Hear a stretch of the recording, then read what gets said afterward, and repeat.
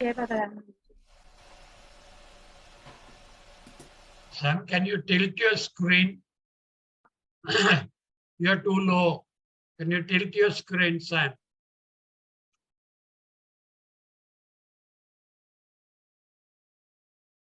Okay. Enough.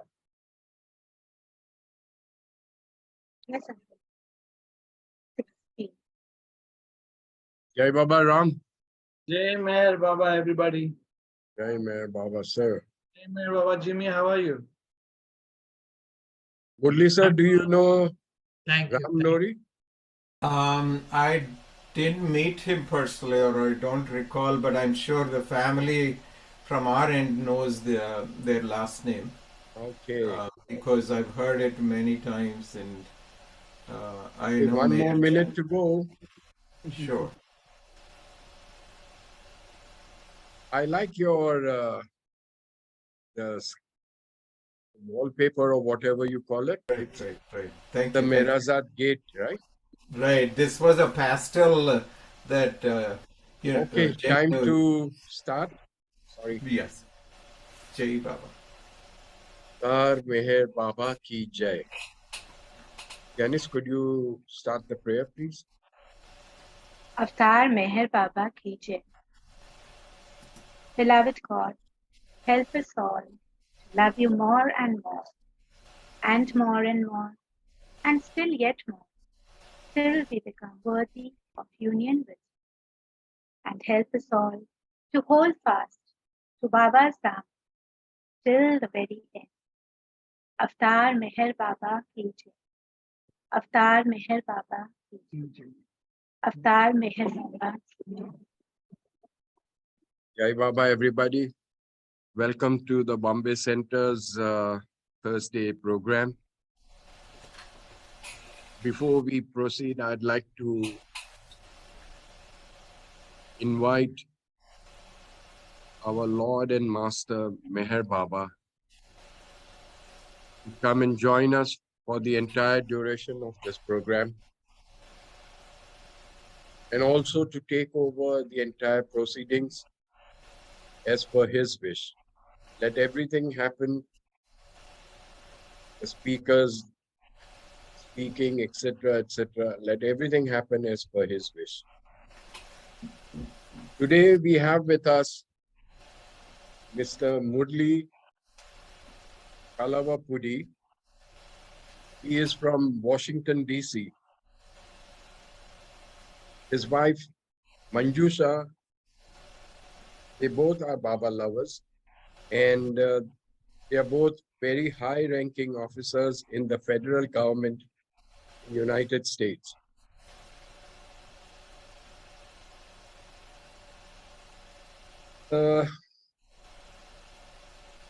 Mr.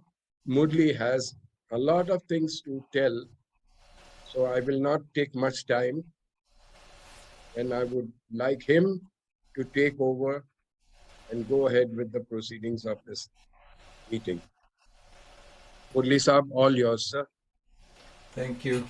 Jai Baba all. Thank you for inviting me, Samji, and Jimmy especially. Thank you, Baba.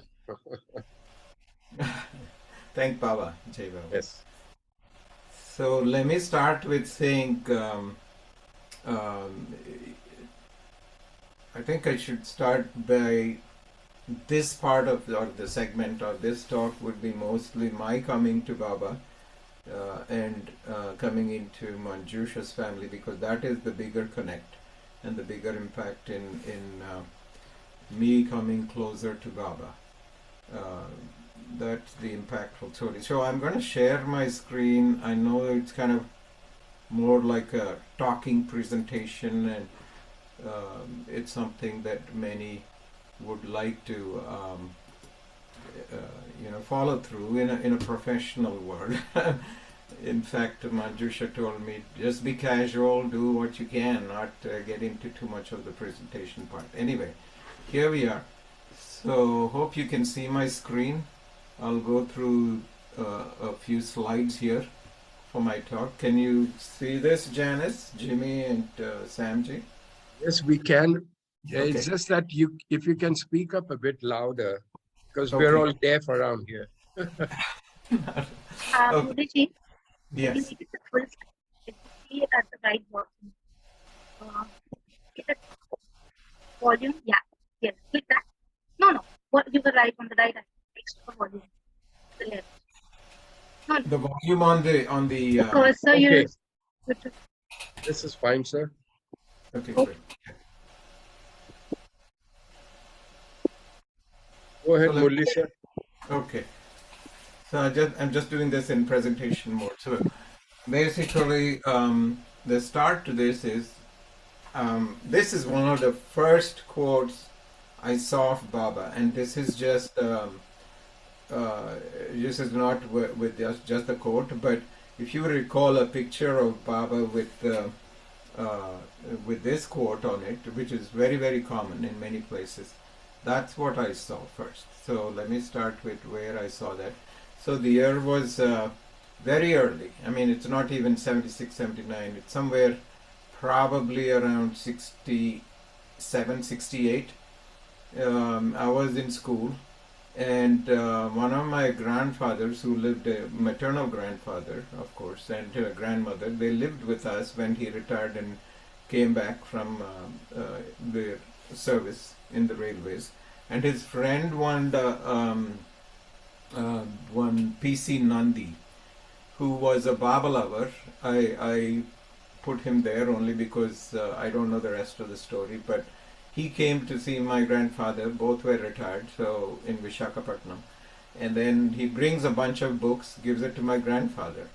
Grandfather's life, both sides, was mostly Hindu, religious rituals, Orthodox, Iyengar family background at our homes. So every festivity was a spiritual festivity. So he gives these books and then leaves. I don't know much because we were kids, and of course, when they talked, we were away from all that talk, just for a few hugs here and there during the conversations that would happen. But basically, it was their world and discussion.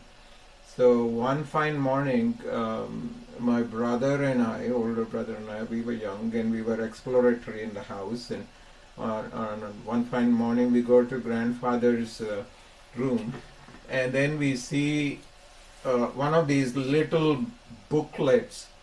I assume it came from Mehrabad at that time because Mr. Nandi had brought these and asked my grandfather to read through it. It was in the same shelf with all the Hindu books, the Gita, everything else, and there was one book that was standing, put in a position where you can look through the glass and see what it is. So I got curious with that book. The same picture appeared on the cover. I can't remember the title, but basically this is the impression I had.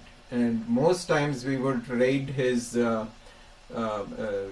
Us siblings would raid my grandfather's bookshelf, because in the bottom shelf he always kept his box of pan and all that. So after lunch we would look for an opening, and and that was always under lock and key, but sometimes when he left it, that's when we would get in. So one day I picked a book, but he saw some activity and he said, no, these things are not for you, so it's for you later on maybe, but not now.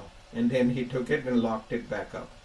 So life went on, actually my early school days, and then going through the pre-university courses, high school, and then engineering.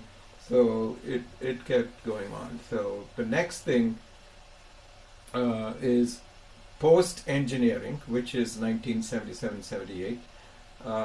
The incident was more or less I was almost in the final years of engineering, and my father, being a professor in Andhra University, engineering, and running the school there, he had his own design consulting work. And the first project that he got to do some of these municipal water tanks, the high capacity water reservoirs, elevated and on ground and elevated two-tier reservoirs. Those are the kinds of things that he would do. And the first job was in this town called Srikakulam, well known now in the Baba world in parts of Andhra and also elsewhere. But Srikakulam was 90 kilometers from Visakhapatnam where we live, and that's where I used to go on and off doing some supervisory work. So my father said, get out there, and because you're a civil engineer, learn to be on the field and examine things. Now that way you put your books to practice. So I would go there. We had a little dwelling, a little hut where my uncle would be a supervisor looking at the day-to-day activities, materials, etc. And there I met this Dr. P. Ramchandran for the first time on a Saturday. And he was a professor at the Polytechnic Institute and Engineering College locally in Srikakulam. And then he would come often to see the construction site and see what they're doing. Then he talked to my uncle. Then he was always talking to my father. So one fine morning he comes in, and I was asked to engage him in terms of conversation. So there was not much to do, not a living space. It's just a little hut on one side and a material hut on the other side, and the rest is all construction. So he sat under a tree on a chair, and then my uncle tells me, go engage him. Go engage with him because he's there waiting for your dad to come. So I go up there, and then I see every time I saw him, I'd say he had a Baba button, So the first one he had was the one that says real happiness lies in making others happy. So I would sit there, he'd ask me questions about my career, my life, and then I would talk general, respond to questions, but I would stare at that Baba button. And then on a third visit, when he came there, the same thing happened. I had to engage him. I grew familiar with the Baba button and also that he wore and his talk. So, and that was the time I asked him, whose button do you wear here? Who is this? And then he says, I was waiting for you to ask for that. I normally don't push people into telling what their what the button means, but I'll tell you now. And then that's the first introduction to Baba, and Meher Baba. Weeks pass by, we get through the construction stuff, and then interestingly, the local municipal officer and his staff used to come around, and one of them asked me how I knew Dr. Ramachandran, and he said their family is here, they live here. So my uncle and I one day visited their home. He asked us to come over and spend some time with him, and that's where I see Manjusha. So the rest is a little bit of a connect that Baba made. And then there's an interest on my side to actually express to my uncle, who goes straight away and talks to my Dr. Ramachandran, and then tells him, my nephew likes your daughter. So that's where it started. So that's the connect. But a little background on Dr. Ramachandran and my father-in-law is that he spent a lot of his early part of his life with Hindu philosophers. He had a keen interest in going and into discussions with the Theosophical Society, the Sivananda Ashram, where Dr. G.S.N. Murthy was. And that's how, and then he would go travel to Chennai whenever he had time to talk to Krishnamurti. He would ask for interviews, they would sit and talk. So that's the kind of stuff he was into before. Lots of prayers, pujas and whatnot. Lots of rituals, of course, on his end in the early life. And later on, he did meet Baba. I find out that he met Baba in 1957. And during his first meeting, he was persuaded to go with some friends, and he was half interested. And then he sees Baba, and when they were to take darshan of Baba, he goes to Baba and says, I read a few books about you, but you claim to be the avatar, but I don't think so. You're definitely a godly person. I have yet to be convinced that you're the avatar. And Baba looks at him and gestured and says, don't worry, take me as your friend. You'll come back again. So he goes, and later on in 67 he met Baba at the East West gathering. I'm sorry, I think somewhere 62, 67 in that time frame. So that's the second occasion where he met Baba. By then he read God Speaks, and then he had a bunch of questions to ask. So once again, when Baba says that I'm the highest of the high, these kinds of things were questionable to him. So when he sees Baba again, he says, let me say this apologetically, you're a great Mahapurush, but definitely not the avatar in my mind. Baba looks at him and with a lot of compassion in Baba's eyes, according to what my father-in-law describes, and he has written that. He said there was a lot of compassion in Baba's eyes, and when he looked at me, he just said, that is all right. You will still come to me and you will do my work.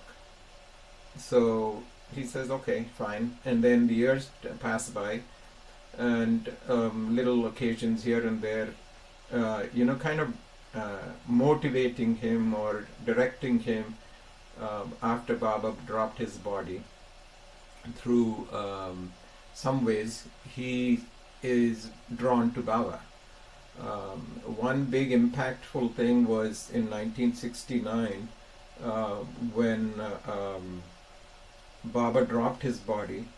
The newspaper in Andhra, local newspaper in Andhra, had a big full-size page of Baba's Darbar pose picture saying Avatar Meher Baba drops his body, and this was in Telugu. And then Manjusha, as a school girl, high school or middle to high school, she picks it up and then says, takes it to her father and says, this is the person I saw. So earlier to that, that's another story, but basically she had a vision of Baba coming out of a picture in her school after their daily prayers and giving her prasad. She goes home and tells them that somewhere around in before 71 and somewhere between 67 and 71. And of course the parents were like, no, it is, she says some stranger gave me a prasad. And her mother asks her, who does it look like? She says, oh, it looks like S.V. Rangarao, the movie actor, that's what he resembles as. So there's a Telugu actor, character actor, who was there, and then he was very famous in those days. And they brush it off. But basically, somewhere in 71, it was almost the same vision and dreams that my father-in-law had about Baba, and Baba prompting him to do his work. So he didn't know where to start, but obviously it all fell through and in line, and he was pretty much involved in pushing for a Baba center, talking more about Baba with the town, which had probably very little or no knowledge of Meher Baba, but there was a campaign effort in the city, so he would talk to merchants. He also ran a clinic on the side, a homeopathic Ayurvedic kind of a clinic for the poor after work, and then when he was in town he would have Baba pictures in there. This is all after Baba dropped his body.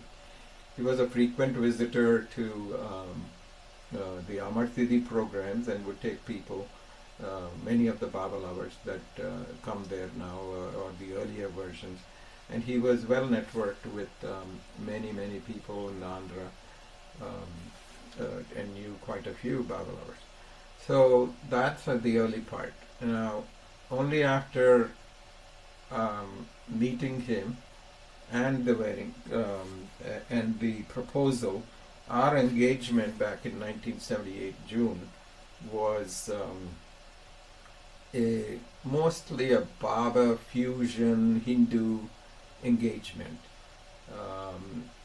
Not so much of the priest and chanting of prayers and whatnot. They had a Baba picture, and our family that was very not so exposed, my parents, not so exposed to Baba, they went with the flow. They just wouldn't question anything but sat there. They just wondered. This is the first engagement we saw that was. Sorry. So, anyway, that's how it went. But basically, there was singing. There was a big Baba picture. I may have to go back to the earlier photos and see if it's the same real happiness. But in front of his house, there was always this picture, the same thing with Baba's hands clasped and saying real happiness, and at the bottom, the quote there at the bottom that says real happiness lies in making others happy. So that's what it was. And so that's a part of this slide. My father-in-law was always motivated from the time I saw him, always motivated to go to Baba events in the evening. Either meet with people when there's no Baba event, the merchants, and talk to them. I think it was always like looping them in, and I would go with him. Now that the engagement's done, I had nothing else to do in town if I visited.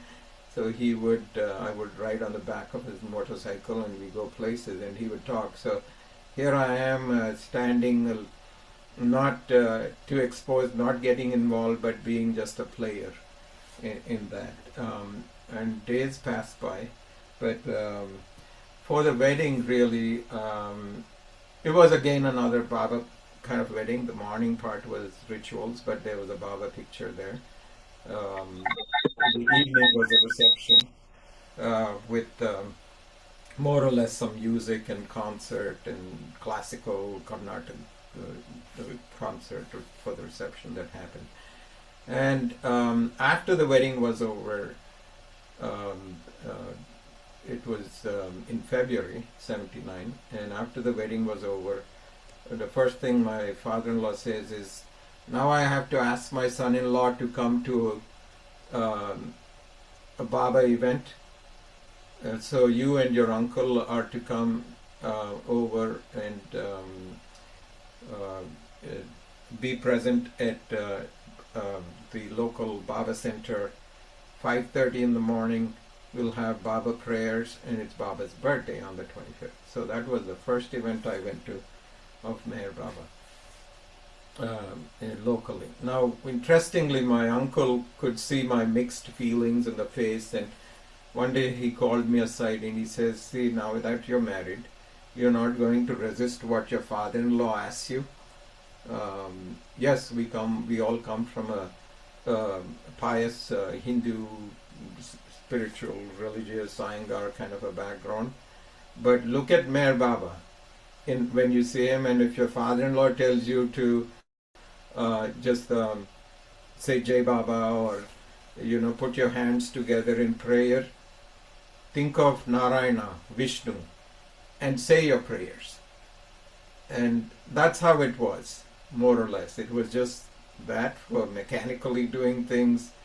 There was some feeling, but not so much. And it was very interesting for me. It was just like a little bit of, not drawn so much to Baba, but I would listen to all these lectures and singing at the local center, and that's how it went on. So it was a gradual coming into Baba, not like on first impact. So that went on for some time, but then we made some visits back in it was almost 1980-81 when I started to work at the local construction site in steel plant and managed a lot of things. Manjusha and I moved closer to the site. This was part of Sale Authority India Limited, and so we were all engineers working there. And soon after that, I started to apply for jobs. Not jobs, but basically an aspiration was there to go to the United States. And then, so I apply and say, I'm going to go do masters. I've done 1 year plus here in this job, and I don't like it so much, particularly the bureaucracy and the top-down management style. And that's how it was. I mean, that I see even today in construction sites here. But basically, that's how it went, and there was some restlessness. So I go write my entrance exams to get to the United States, and I'm waiting for answers. And in 1981 August, I come to the US, and later on Manjusha joins me in 1984. I finished my master's here, and all this without any exposure to physically exposing myself to any of the Baba places, people who knew Baba or not seeking for Baba lovers here in the US. So I guess Baba said, stay on track and get your work done. You have things to do later. But anyway, so that's how it went for 2 years or 3 years here in the US. And I could say that Baba was there always with me, because there were some hard times. Growing up in a good, well-established family, having in-laws locally, and that affection wasn't there. But my roommates and friends in college were all Indian, interestingly, from various parts, diverse IIT and diverse parts of India, and everything in terms of the culture, in terms of what we had to do, flowed. And there was some exposure on and off to Chinmayananda lectures and this and that through some extended family and friends here who lived here in the same area. So that transpired. In 1984, Manjusha comes in, and Jayant, who was born in India when he was an infant, he was about 1 year plus when I left India. So they were there, and they arrive in the US. So when they get here, she felt a blank, and she wasn't really comfortable initially, until there was a call we received from the local Washington DC Mayor Baba gathering. The Mayor Baba gathering here was initiated by Daniel Stone and Pamela Butler Stone. So they were running programs at their house. They would have talks, they would have events, some singing, and that's how it was back in, and they had that from almost like late 70s. I'll dwell on that a little bit, but basically they called us one day and said, we heard about you, we got your phone number from Meher Spiritual Center, and a letter that came in, which actually came from your father-in-law, or told Manjusha that your father apparently wrote to Kitty Devi here, asking for a center in the local area with this address and phone number. So they said, you're welcome to come here. We do have a phone tree. In those days, somebody in the group would pick up the phone and call all the 30 members and say there's an event this Saturday at this time and this location, and that's on the newsletter, which was mailed in advance. So that's how it was. But my work did not permit me so much to engage in all that. There were some things that came in, or some social event, and all that was happening before we even engaged with physically with the local Baba lovers here. There were a handful, and well known now, so familiar names. But that's how it went. And somewhere in '84, after Manjusha and Jayant, my first son, who was about 3.5, close to 4, come here. Somewhere in that year, somewhere around May, is when I go on a business trip to New Jersey, and 2 days later, I have this severe back pain. And I couldn't figure out what it was, but that was a slip disc. And when I went to see the doctor, they said that you can't go home, you just need to get admitted in the hospital. You have a pinched nerve and a slip disc, and they put me in the hospital for 3-4 days, not far from where we lived. And then, so the first people that Manjusha contacted was, when the phone tree happened for the weekend, she said, "Oh, I can't come because my husband's in the hospital." The next thing I know is Daniel Stone comes running to the hospital that evening, somewhere about 2-3 p.m. To visit me. The thing he does is he gives me a Baba book, and that was While the World Sleeps. Bauji's book, Bau Kalchuri's book, with short stories. So that's the first book I read in bed. I couldn't do much, obviously, to put the book aside, because I was in traction with a leg up and stretched, and I had to lie down on painkillers. But whenever I woke up, I would read stories in that book. And after that, when I got back home and things were fine, we started to go to Baba meetings. So again, another a Baba kick in my life that actually put me in the right track, I'd say today, looking back. So that's the kind of stuff that happened, and we kind of more or less got involved. As time progressed, we moved into our own home from the apartment we were in, and we were into more of Baba lectures, Baba meetings. One thing back in, I'd say, 1991, literally 84 to 91, 6-7 years passed with the local activity, going to India and back a couple of times. Every time we went to India, my father-in-law would say, "You should go to Mehrabad once." We'd say, "We didn't book our tickets that way. We didn't plan on it, so we'll go there once." Time passes. 1988, my father-in-law passes away. He died young, in his 50s, and then we were here, and then Baba brings us into Mehrabad in 1991. So basically that's what it was. Now I kind of put this picture because these are some of the local folks that would come to talk at Baba centers in Andhra.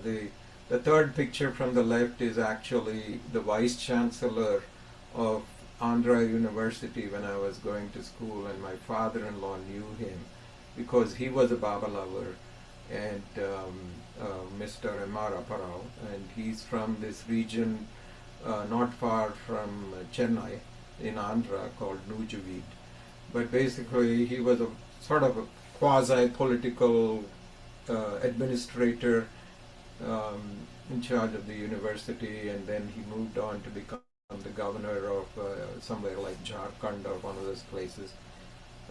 But that's him, and Dr. Murthy and my father-in-law would go visit him. Now, the association with Dr. Murthy came in because of talks, and Dr. Murthy, being originally from Andhra, he was not so fluent in lecturing in Telugu, so he would always have my father-in-law accompany him to all these centers where he gave talks, and my father-in-law was to put it into pure Telugu for translation in many parts of Andhra. The second one, you probably saw the face and the person. Bhaskara Raju was an early Baba lover who came from Andhra, and they did a play for Baba at the one of the events, East-West gathering, I guess. But there's a picture of Baba sitting with Bhaskara Raju and his brother and his troop of 4 or 5 people, and it was a folk tale they all wrote, which is very unique, telling the story of Baba. They do that in Andhra, in the coastal parts, where there's a folk tale that they sing and talk about. But so this is one of those that is recorded, and we still have to find where that is. The word is that somewhere in Australia, somebody has the recorded 8 mm version of this video. And there's one incident that Sri Bhaskara Raju told us when we met him here in the US. He said Baba loved the play. He told everybody that it was a good play. And when we narrated the story of Baba meeting Baba Jan, there was a tear in Baba's eye as we danced and sang through the Telugu version of this folk tale of Mayor Baba's life. And then once again, when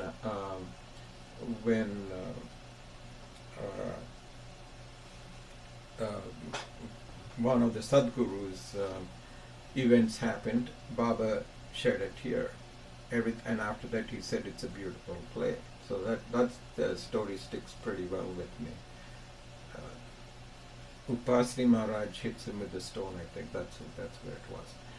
And so on. So Adi's one unique thing is there's a Adi lecture that I had, Sri Adi K. Rani, which was a tape, and I just started to convert some of the tapes. But Adi, one of Adi K. Rani's lectures in Andhra when he was traveling prior to his passing away was a recording in Vijayawada, which my father-in-law taped.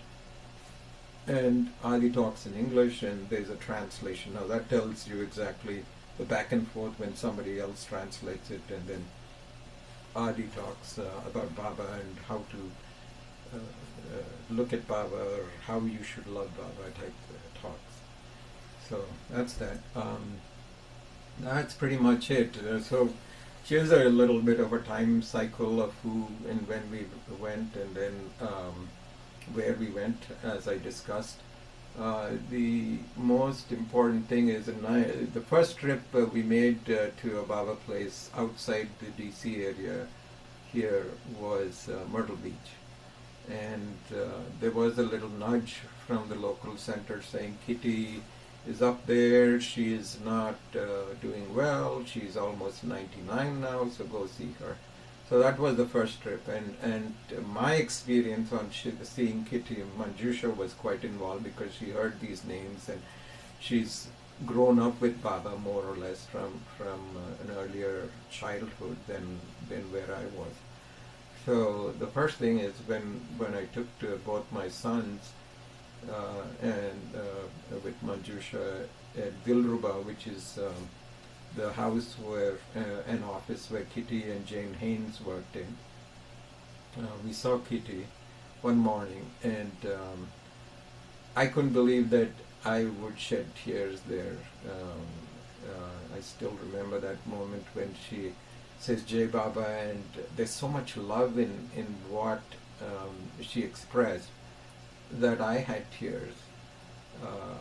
And then later on, Manjusha noticed, and when that happened, and then she only contrasted to the fact that yes, Kitty has a lot of love, but remember one thing: if Kitty, being a Baba disciple, can express her love this great so that we get tears, just imagine how Baba was. You know, a lot of people break out and show their emotions with that exposure of love that Baba gives to us. So I could understand or kind of feel Baba's love through Kitty at that time. So that was a good trip. We enjoyed what we did, and then 1993, my apologies, I said 91, but 93 was our first trip to Mehrabad, and the Samadhi impressions are crystal clear even today. And it was at that instance when Nana KFG was doing the Samadhi watch it was almost like midday when we went walking up to the Samadhi, and he said, "Have a seat," opened the doors, and then were there. And then I had my camera with me. I said, "Can I take a picture of that Baba Samadhi from here?" He said, "Okay, yeah, sure." And then so I get this picture, which is now a poster that always we carry and put it in front of, as someone enters the house, they see that Samadhi picture. It does draw a lot of Baba lovers to it. There are little amusing anecdotes around that picture too, when we had Baba lovers come and stay with us. But that was a memorable trip. We traveled across, we saw many places. The only thing we didn't get to see is the author's seat. We attempted to go there, but it was pouring rain, late summer. August rains were kicking in, I guess, and then the two minivans that we were in, both the drivers agreed they wouldn't go because it's too muddy and they could slip and topple. So they said, "No more, we can't do this." But we got a lot of exposure to Baba in that trip. There were many little incidents. One worth mentioning is the fact that at Baba House, Pumpkin House, this is probably what some describe as turning the switch on. In the back of Baba House, in Baba's room, there was that rock where Baba hit his head. Back when we saw that in '93, that was exposed and left open, so we could put our head and bow down to it. Both Saurabh and Rustam and whoever were there in the Baba family would tell us and go and bow down to the Baba stone. Now at that point, I bowed down the first time, and my opened my eyes when I got up, and my head went blank. It was like pitch dark. Then I did it the second time, it happened again, so I just get up after that and say, "Okay, well, I did my part," and I come out. And then somehow from there on, the incidents that happen in my life, and when I attribute to it, reminds me of what my uncle said in the beginning, but it's just the reverse. Every time I even go to a temple today, the first thing I thought that hits me is Meher Baba, not Vishnu. Even if it's Vishnu or Ganesh, the first thing I see is a visual picture of Baba, and then the idol where we go when we go socially or something. So that's a very interesting incident. I can say here, and probably this is where I should stop because there are little incidents that do have significance, but probably not to this level. But there were lots we traveled. We always clubbed our travels with the fact that, with a special interest of trying to make our travel a footstep tour of whether Baba was there or not. Now here are some pictures I thought I'll share. This is Robert Dreyfus, and this was our first trip to Myrtle Beach. And here we are. Then Kitty, she was 99 and she passed away a year later after Christmas. She also asked us to come back for Christmas in 1990. And you see Robert Dreyfus, you see Darwin Shaw, then Kathy Riley, and Leatrice Johnson, Darwin Shaw's daughter here. And this is Kitty's office. And you see a little funny reluctance with Abhijit, my younger son. And this is a very little amusing story. I told him, "Go sit with Kitty. She keeps calling you. She likes you." And he went reluctantly. And for the picture, he was there. He says, comes back, "Daddy, I can't go anymore." And I said, "Why? She loves you. She's expressing her love." And then he says, "No, she's giving me too much of the prasad." So the little lemon sweets and candy that she kept in the box there, that used to come from the Samadhi to Myrtle Beach. And so she would, every time she would say, come along, and then give him one, and the second one, and third one. I said, you go there, and when you get the prasad this time, you bring it back to me. So he did that. He was overdosed with prasad, I think, at that time. But that's what it was. I'd like to stop here, and if you have any questions, let me know. And Sam G, Jimmy G, both, you can tell me what I should talk about. Now, just one last thing before I close. This is a very interesting thing that came in. The little 4-year-old you saw there in the earlier picture in front of Kitty is Abhijit. And about 2 years ago, when we had this virtual or live Baba Amarthidi event, there were so many pictures that popped up between events. Transition saying pictures of Amarthidi in 1971, 72, blah, blah, blah, all that. So somewhere around 84, this was the picture. And a day before this picture popped up, we talked and said, oh, there must be some pictures they took with my father-in-law. Is the thought that crossed my mind. Abhijit had the same kind of thought, saying my grandparents must be there somewhere amongst the crowd. And then one morning, I think it was on Amarthidi Day, when the pictures were showing up during programs, he gets up, he turns on his computer to get started for work. And then he sees this flash by. He captures this in a screenshot, and what you see is a circle of, here's my father-in-law and the mother-in-law, Mani, and the other Andhra lovers who they would bring and introduce to the women mandali and all that. So that was an interesting thing that popped up just after the thought crossed our minds a day before. I'll leave it there. Thank you. Let me know if you have any questions. Thank you, Murali. So, We have about 15 minutes more to go. So if you can about your bypass surgery and how Baba has. so Murali, Manjusha was already into Baba, correct? Because that was her family. So did she try to impress you upon beloved Baba, tell you Baba's stories, etc.? I think as long as my father-in-law was around, yes, her stories were there.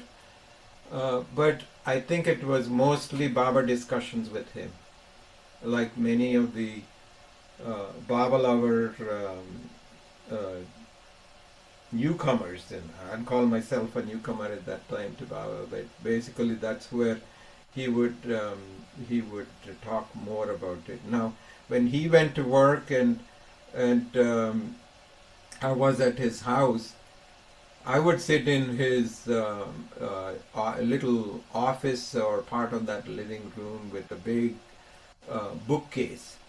And one of my favorite books there to pick up during the day on my visits was Love Personified. You know, because that had so many big pictures of Baba, so I'd flip through and gaze through all those. That's all I did. I mean, I was not so much a guy to pick up any other book and read Baba books, but just to absorb him was the thing. So maybe that's his way of telling me. You know me through the... And I think I'm a visual guy to start with, because once you get into engineering and do some of these drawings and graphics and all that, you like to tell your story with the graphics. And so,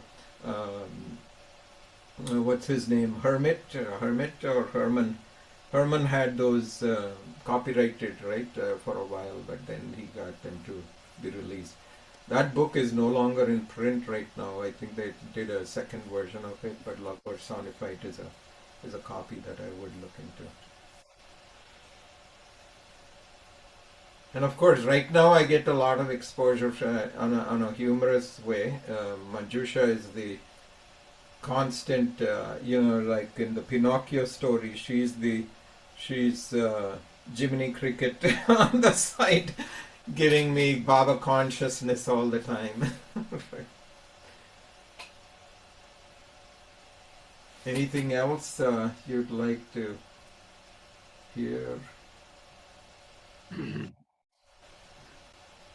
So your son-in-laws, your daughter-in-laws, your grandkids, all are Baba lovers? Yes, the sons have been Baba lovers, obviously, fortunately, being grown with Baba. And I have some good amusing little home videos to prove the three granddaughters you saw. Each one did their own thing. The first one would sing Namo Meher Baba even before anybody started, and when she was about 2.5, 3 year old.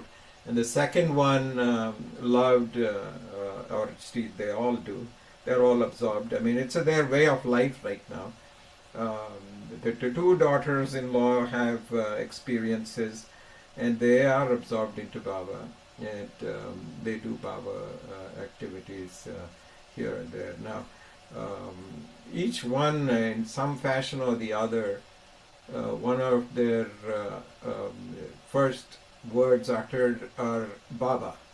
I have a little clips my son sent in the middle of the night one day, and then from with his phone, because the second granddaughter wouldn't sleep and she was going like Papa, Papa, and then practicing all that in her cradle, standing up, and he tried to put her to bed. She was about a year plus then, and that goes on till even number 5 now.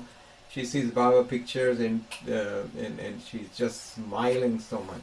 She's just beginning to say some words.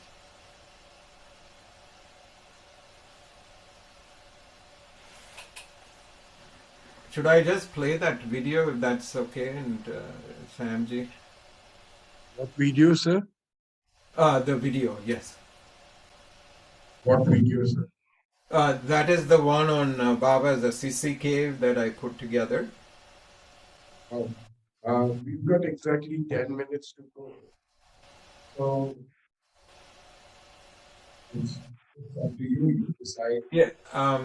Here's what I could do. I mean, if you think I can share the link to you and open it up, then Yeah, people we can do watch. that very Right. nicely. Yes, I would like to hear about your surgery and how Baba was present.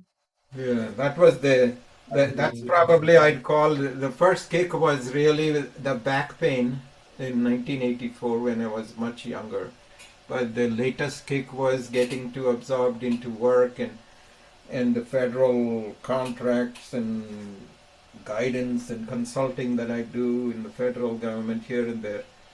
But last year, I just had a situation where my face was swollen just one of the days. I mean, allergies, a combination of things, I guess.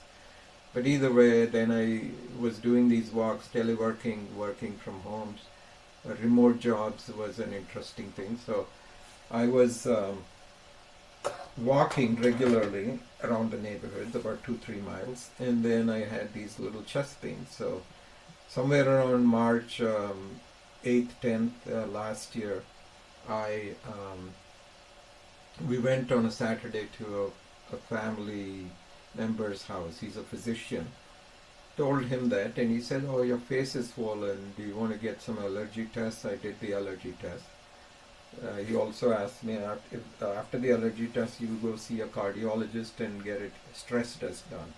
Cardiologists have been very, very busy lately, and it took about 5 weeks from the day he said that to the time I had to get an appointment with a cardiologist here, who's about an hour away north of us. So I drove up there all by myself on a Friday and said, I'm going to go get this stress test done. I'll come back here home by 12 noon. So interestingly, I go see the cardiologist. He asked some questions and he said, when did you get your last physical exam? I said, oh, it was on March 5th or something. And he said, what did the doctor say? I said, yeah, the physician told me everything's good. They said, okay, let me do a EKG before I run this test. The only thing I'm cautious about is the fact that you said you have mild chest pain. And then he does the EKG, and immediately he tells me, I'm not doing a stress test on you. And I said, really, why? I said, I probably could do it. He says, no, I see 3 of your arteries are blocked. In fact, I want you to call your wife and family and tell them that I am asking you to go to the emergency room right now. So it was very interesting. He said, I'll call the ambulance here. I'll book an Uber to have you taken to the hospital emergency center. My doctor contact is there. You may want to go that way rather than drive. I said, no, I think I'm fit. And I felt fit.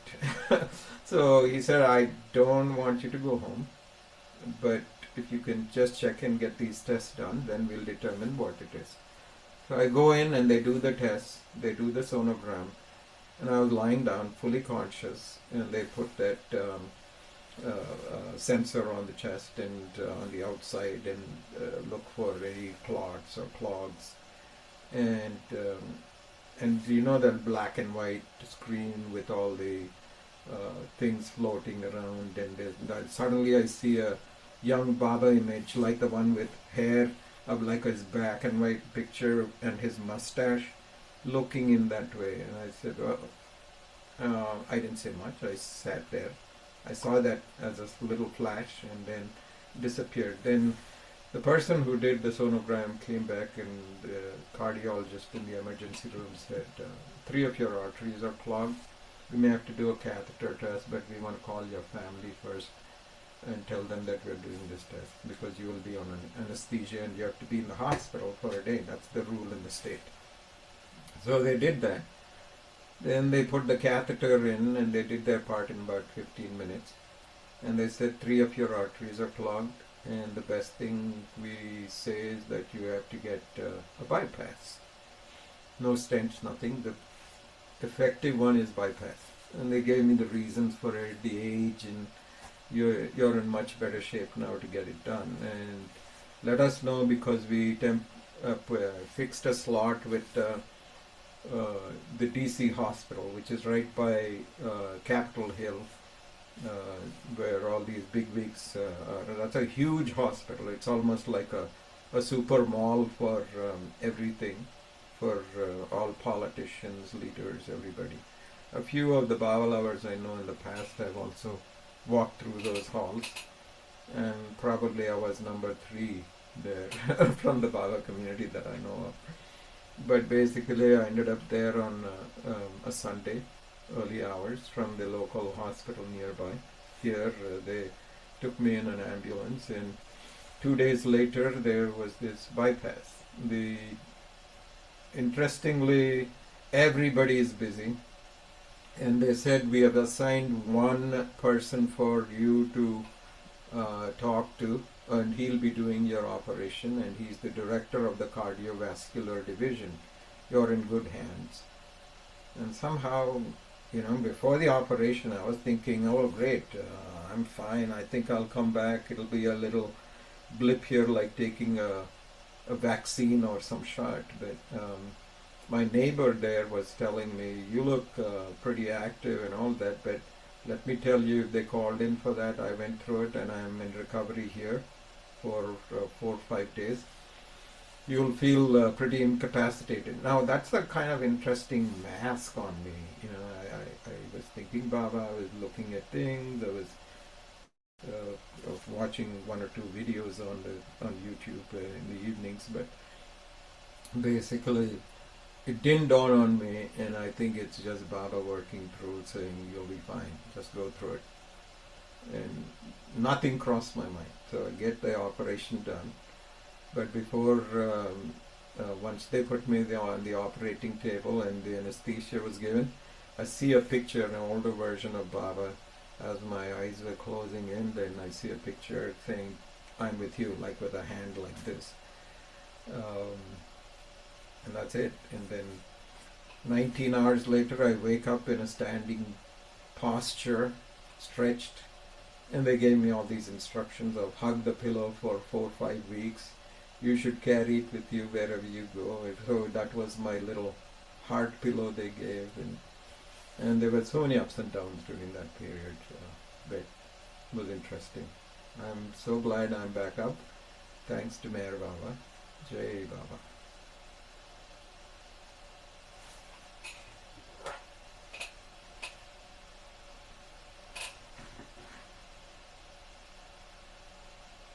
Samji, I think you're on mute.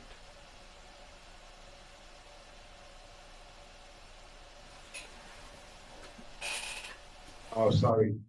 Anybody like to ask? Hey, this is Ram Nori. I don't have any questions about your experience, but I do remember meeting one Shilpa Kalavapudi. She related to you. I was. Yes, she's my niece. Now it's a interesting thing back here in DC. Shilpa, when they moved here to Washington DC suburbs, and they live close by. Shilpa is my brother's daughter, elder brother's daughter, and her side of the family. Then the Bhagavatullah family from Hyderabad. They probably know your entire family. My wife knows you. Manjusha probably knows you very well. I've seen your brother Meherchand. No, I do. I do remember meeting one. I met Shilpa. This was just 3 years ago, at the Right. Northeastern Gathering in Worcester. Was it Right. Worcester? Leicester, Worcester. North New. It's a northern New York area, on Right, the right, border right. of Pennsylvania. Yeah, I think it's up there in northwestern New York and at the Yeah, border of Pennsylvania. yeah, Yes, yeah. I think yes. So she goes there now. Interestingly, she came into the Baba fold because for the time they stayed here with us before they moved to their home nearby. She would attend Baba meetings here Yeah, and got drawn to Baba. She's an active worker in New Jersey now. I think the yeah, latest was Jimmy knows her too because I know she works with the group of people within Beloved Archives and Naya Sharwan and all that. Yes. yeah. And also, I met. This was in early '90s, maybe '92, '93. I don't exactly remember the year, but I was coming. I took a flight from Hyderabad, to get back to Boston. I used to live in the Boston area then. Oh, I see. What happened was I ran into this guy who I know, and he was like flying to Mumbai and then going to US. So it so happened he was sitting right next to me, in the flight, and we were talking, and then he mentioned Mehrabad. So I said, I also went to Mehrabad. I go to Mehrabad every trip. Then what he did was, okay, what are you doing? And there was a layover. I said, I don't know what I'm going to do. I think he said, his grandfather arranged for him to stay at some guest house. So he took me to the guest house. The guy fed me there. And then we went our separate ways. I came to the airport to catch my flight. So I'm not too sure if it's your brother, but I do remember the last name Kalavapudi. Right, right, yeah. I don't recall that incident. My brothers are all exposed to Baba. In Yeah. fact, the last brother who lives in Vishakhapatnam also traveled with us on our first trip. Mm-hmm. But they're kind of in and out in Baba. But on Manjusha's side, the entire family is quite. The siblings do, yes.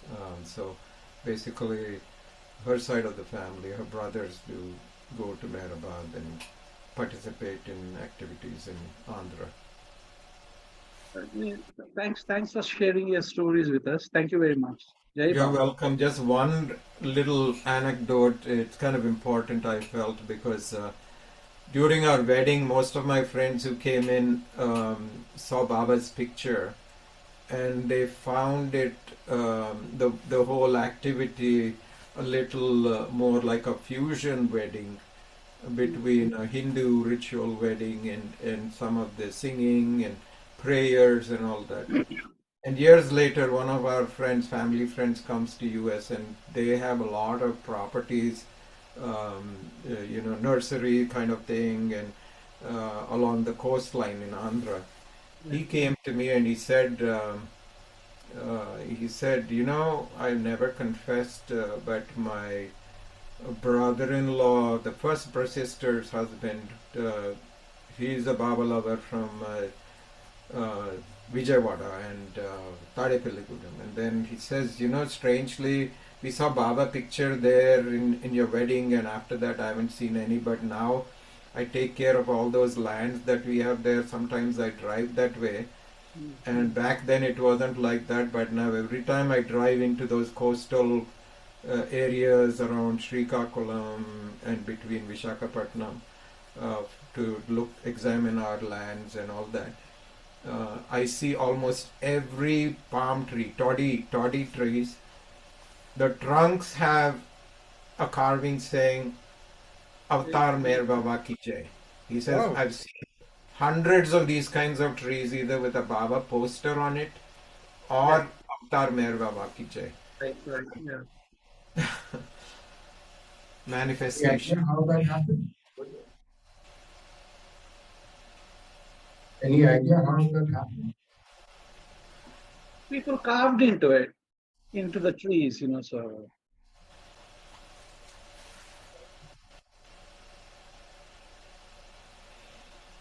Would you like to say anything? No, thank you very much. It's been an excellent experience and an honor, I'll say. Jimmy, thanks for asking me this for months, of course, but finally I'm glad I'm back up by Baba's grace. And Samji, thank you so much. Thank you, Baba. Murali, we need to thank you on the contrary No. for Yes, showing Murali, up. thank you. Thank you so much. Yeah, let me know if you need me to help out in some of these, because right now the DC thing is what we run here, and our group is a little unique. They don't move too much into every Baba program or attend everything. They're just getting out of it. These are just the alumni of the Washington gathering, and this group right now. They're kind of very touchy about anything that is campaigned in a marketing way. They just want to talk Baba, read Baba stories, be with Baba people. So and Jimmy, thanks.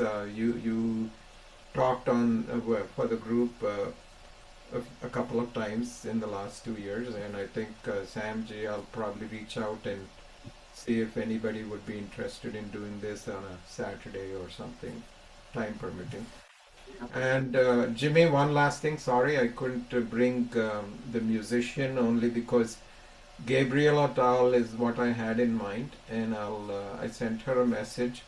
But they live in Oregon, which is 3 hours behind us, so it may be like 5 a.m. or Yeah, something. very early morning. Right, but she came in just for Baba's birthday to present for us. Murali, any remote chance of Manjusha showing up? I know she works and it could be difficult for her, but if at all she can log in one of the Thursdays, we would Okay. greatly appreciate. Okay, I'll Yeah, let her know as well. Only thing is, I know um, uh, Thursday morning probably we'll have to just look for a slot, and then she can come in for half an hour from very there. good. We'll I'll appreciate that. If she can, Well, we'll appreciate that. certainly, yeah, she can share her part of it. Thank you so much. Love to all. Jai Baba. Thank you. Jai Jai Baba. Baba. Jai Baba. Jai Baba. Jai Baba. And now we bring here and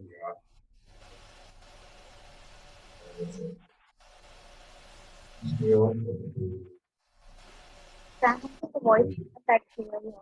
Sam, you're not audible. Samantha, your voice is not clear. Maybe you can use the another mic.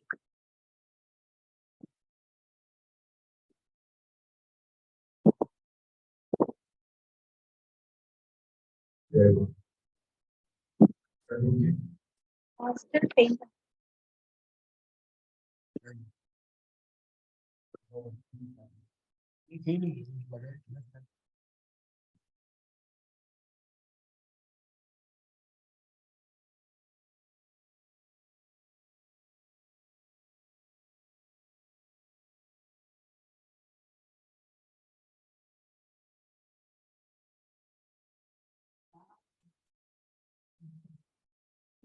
Sam, can you adjust the flap of the laptop? Sam,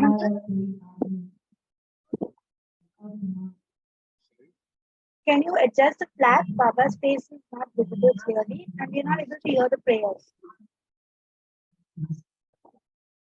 That's good. Uncle, we can't hear the prayers. Sorry. We are not able to hear the prayers, Uncle. Not audible, your end. Not audible.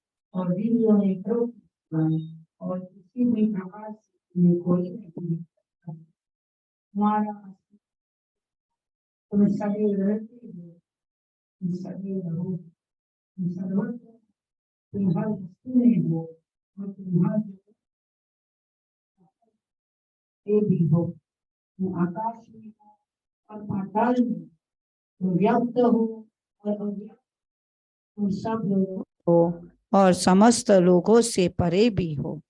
तुम तीनों भुवनों में हो और तीनों भुवनों से परे भी हो।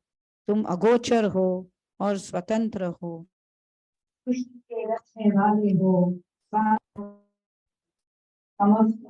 हृदयों के ज्ञाता हो। तुम सर्वशक्तिमान हो और सर्वव्यापी हो। तुम अनंत ज्ञान हो, अनंत शक्ति हो और अनंत आनंद हो। तुम ज्ञान के महासागर हो, सर्वज्ञ हो, अनंत ज्ञान रखने वाले हो। तुम भूत, वर्तमान और भविष्य के ज्ञाता हो और तुम स्वयं ज्ञान हो। तुम पूर्ण दयामय हो और सदैव परित्कारी हो। तुम आत्मा हो कि आत्मा हो और अनंत गुणों से संपन्न एक परमात्मा हो। तुम सत्य, ज्ञान और परमानंद की त्रिमूर्ति हो। तुम सत्य के मूल हो, प्रेम के महासागर हो। तुम सनातन सत्ता हो, ऊंचों में सबसे ऊंचे हो। तुम प्रभु और परमेश्वर हो। तुम पराब्रह्म हो और परात्पर पर ब्रह्म भी हो। तुम परब्रह्म परमात्मा हो, अल्लाह हो, इलाही हो, यजदान हो और मस्त हो और प्रियतम ईश्वर हो। तुम्हारा नाम यजत अर्थात एकमात्र पूजनीय है। हे असीम दया के निधि प्रभुराज, हम अपने सब पापों के लिए पश्चाताप करते हैं। हर एक विचार के लिए जो असत्य, अनुचित या गंदा था, हर एक बोले हुए शब्द के लिए जिसे बोलना हमें उचित न था, और हर एक कर्म के लिए जिसे करना हमें उचित न था। स्वार्थ से प्रेरित हर एक कर्म, शब्द तथा विचार के लिए तथा देश प्रेरित हर एक कर्म, शब्द और विचार के लिए हम पश्चाताप करते हैं। विशेषकर हर एक कामुक विचार तथा क्रिया के लिए, ऐसे हर एक वचन के लिए जिसको हमने पूरा नहीं किया, और सभी निंदा, पाखंड, दम या उन लोगों के पीछे उनके दोष बताने के लिए हम अनुताप करते हैं। और खासकर दूसरों का नाश करने वाले हर एक कर्म के लिए, दूसरों को दुख देने वाले हर एक शब्द तथा कर्म के लिए तथा दूसरों पर दुख गिरने की इच्छा करने के लिए हम अनुताप करते हैं। हे प्रभुराज, आप हम पर असीम दया करके हमारे किए हुए पापों को क्षमा कीजिए, और वैसे ही आपकी मर्जी के बोलने में, विचार करने में तथा कार्य करने में जो हमारी असमझता सदा रहती आई है, उसको भी क्षमा कीजिए। यही हमारी आपसे प्रार्थना है। प्रियतम परमात्मा, हमारी ऐसी सहायता कर कि हम तुझसे अधिक और अधिक प्रेम करें, और अधिक और अधिक, और फिर भी उससे भी अधिक प्रेम करें, जब तक कि हम तुझ में मिलकर एक हो जाने के पात्र बन जाए। और तुम हम सबकी ऐसी सहायता कर कि हम अंत अंत तक प्रियतम बाबा का दामन दृढ़ता से पकड़े रहे। अवतार मेहर बाबा की जय। जय बाबा। बुझावे नार जहलतनी कर कुद रत्ने फरमातु छेलागी आश भक्तों ने के बख्शे नूरे ईमातु अयामु शब्द मेहर बाबा चरण पर तुझ न धरिए सर खुदा ना जात तीवा के फतेह बैठो मेहर बातू तुझे माँ लिख की कतनो तू आशे बीनी आरे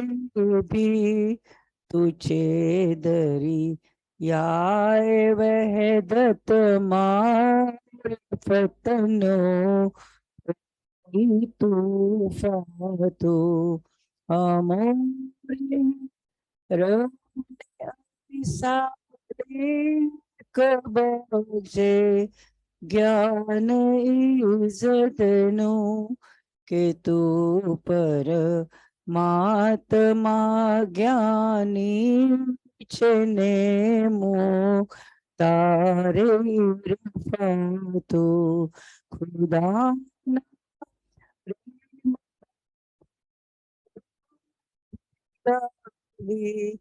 मस्त हमने कर छे तुझ पर जान सदके सा किया पी दे पैमा तू हमारी नाव भर धरिए तरावे तो हमें तरिए हमारा ना खुदा में बाबा है निगे बातू हमारा ना खुदा मेहर बाबा छे निगे बातू बुझावे नार जहलतनी कर कुद रत्ने फरमातु छेलागी आश भक्तों ने के बख्शे नूरे मातु। अवतार मेहर बाबा की जय।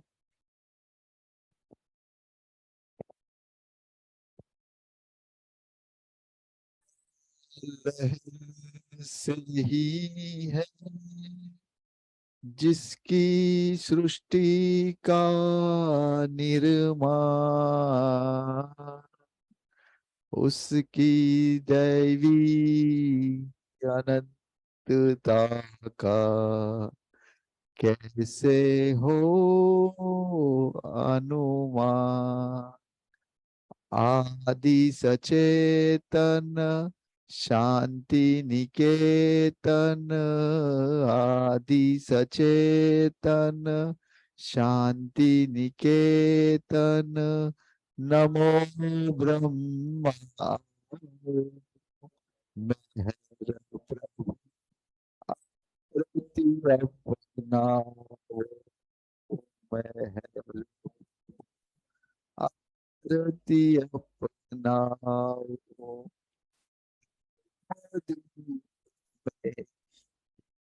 जला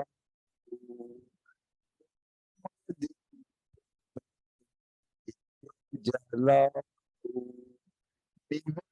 अंधेरा मिटता पाओ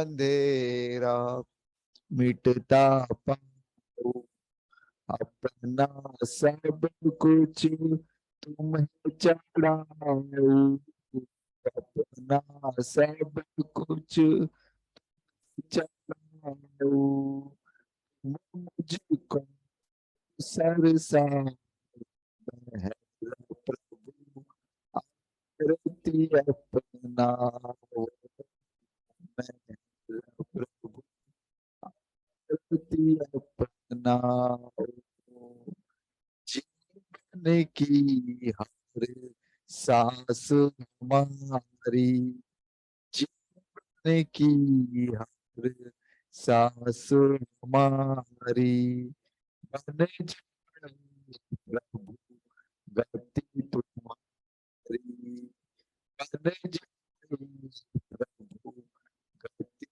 तुम्हारी, करुणा कर लीला धारी है, करुणा कर लीला धारी, करुणा बरसाओ मेहर प्रभु, आरती अपनाओ मेहर प्रभु, आरती अपनाओ, बने आरती जीवन मेरा, बने आरती जीवन मेरा, आदि अंत का लय हो घेरा, आदि अंत का लय हो घेरा, खुले नयन और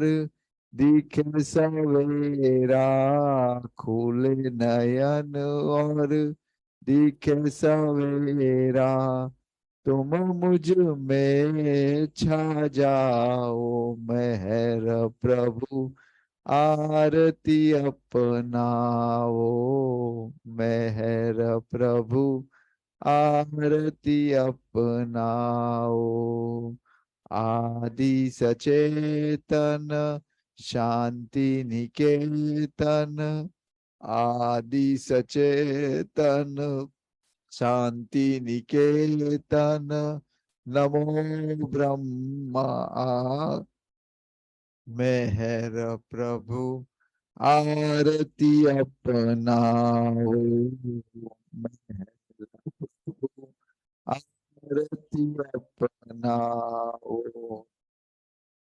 अवतार मेहर बाबा की जय, अवतार मेहर बाबा की जय, अवतार मेहर बाबा की जय।